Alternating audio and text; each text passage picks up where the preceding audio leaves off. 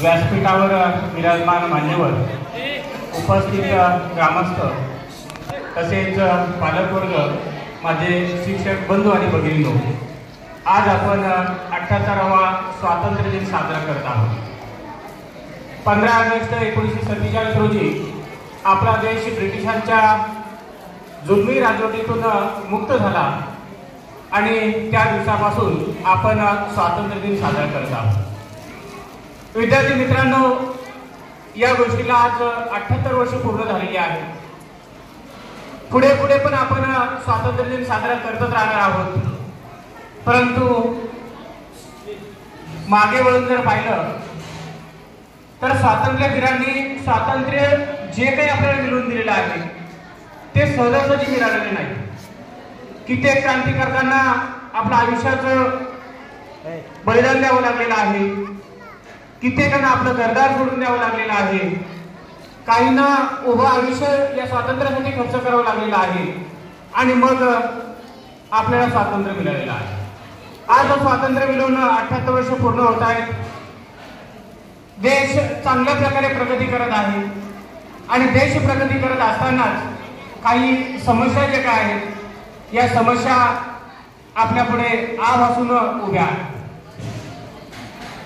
शिक्षणानं समाजाची देशाची प्रगती होत आहे, मात्र शिक्षणानंच आणखीन जातीयवाद, गरिबी, दारिद्र्य, बेरोजगारी या ज्या काही गोष्टी आहेत या गोष्टी आपल्या समोर उभ्या असलेल्या पाहत मिळतात. समाजामध्ये जे जे सुशिक्षित वर्ग आहे त्या सुशिक्षित वर्गाला मी या ठिकाणी अशा प्रकारचं आवाहन करेन की ज्या राज्य सरकारच्या योजना आहेत, ज्या केंद्र सरकारच्या योजना आहेत की ज्या आपल्यास माहिती आहेत त्या आपल्या इतर बांधवांना माहिती करून द्या की जेणेकरून आपल्यासोबत त्यांची सुद्धा प्रगती होईल आणि सर्व समाज त्या ठिकाणी आहे तो समाज प्रगतीच्या दिशेने जाईल. आजची परिस्थिती अशा प्रकारची आहे, ज्याला एखादी गोष्ट माहिती आहे, ज्याला एखादी योजना माहिती आहे तोच फक्त त्याची संधी घेतो आहे, मात्र इतर जो काही समाज आहे तो इतर समाज त्या संधीपासून आजही वंचित आहे.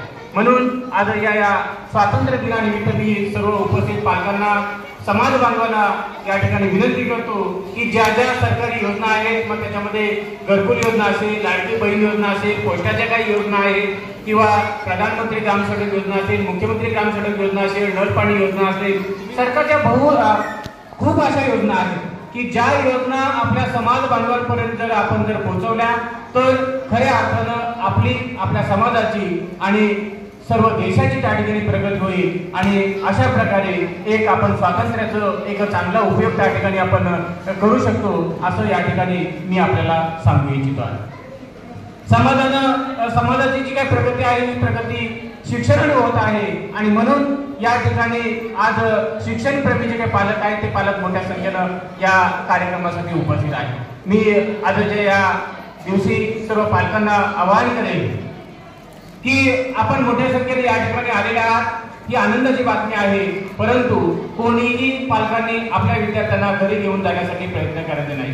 ते जेवढे या ठिकाणी राहतील तेवढं आम्हाला त्यांच्या कलागुणांना चांगल्या प्रकारे वाव देता येईल. आपण जर 2-2, 4-4 दिवस किंवा एखाद्या कामासाठी विद्यार्थ्यांना 8-8 दिवस जर घरी घेऊन जर जात असाल तर तो शिक्षणाच्या प्रवाहातून कुठेतरी बाजूला होतो आणि त्याच्या कलागुणांना जो काही वाव आहे तो वाव देण्यामध्ये आम्ही त्या ठिकाणी कमी पडतो. आणि म्हणून उपस्थित सर्व पालकांना या ठिकाणी माझी पुन्हा एकदा विनंती आहे, आपण आलात, आम्हाला आनंद आहे, मात्र आपण विद्यार्थ्यांना या ठिकाणी जेवढे जास्तीत जास्त दिवस ठेवाल शिक्षणाच्या प्रवाहामध्ये ते आणखीन सक्रिय होतील आणि खऱ्या अर्थाने त्यांची त्या ठिकाणी प्रगती होईल. विद्यार्थ्यांच्या कलागुणांना जर वाव जर द्यायचा असेल तर ते शाळेमध्ये जास्तीत जास्त दिवस राहिले.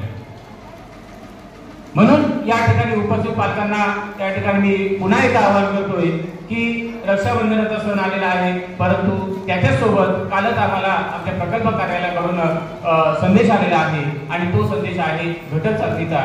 21 तारखेपासून या सत्राची प्रथम घटक चाचणी परीक्षा आमची चालू होत आहे आणि म्हणून कोणीही पालकांनी आता 9 ऑगस्टचा उपक्रम मोठ्या आनंदाने उत्साहाने आपण साजरा केला.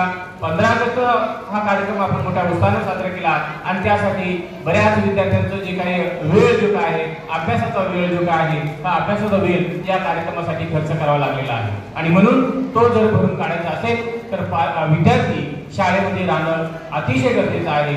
म्हणून उपस्थित पालकांना मी पुन्हा एक आवाहन करतो की कोणीही विद्यार्थ्यांना घेऊन जाऊ नये असं मी या ठिकाणी आवाहन करतोय आणि मी माझं या ठिकाणी 2 शब्द संपवतोय. धन्यवाद.